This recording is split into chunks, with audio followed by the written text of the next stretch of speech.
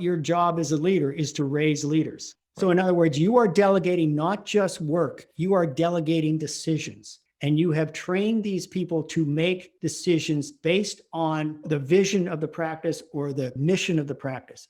I'm Dr. Rick Steedle with some useful ideas for the successful, not stressful practice.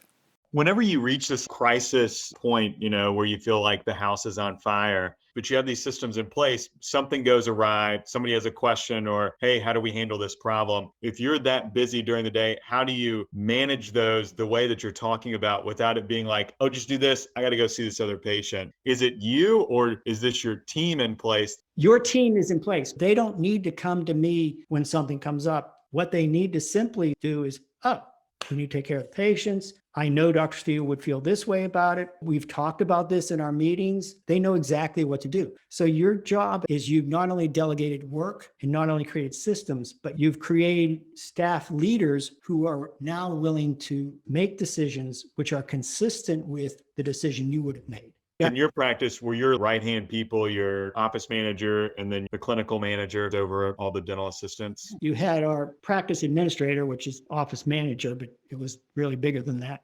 I had a clinical supervisor who handled the clinical staff. We had a supervisor at the front who handled that group and answered questions. For example, if something came up in the clinic, they would go to the clinic supervisor to sort out if there was a problem or to actually help them put an arch wire in, whatever. They wouldn't have to come to me. That doesn't mean I'm not available. But then I might have a conversation with the supervisor later about, so what happened there? Oh, great, good decision. Or what do you think if you did this? Maybe next time try that. And that's all part of the training of leaders that you're going to be doing in the practice. Part of what your job as a leader is to raise leaders. So in other words, you are delegating not just work, you are delegating decisions. And you have trained these people to make decisions based on the vision of the practice or the mission of the practice. And you want to be doing that from day one.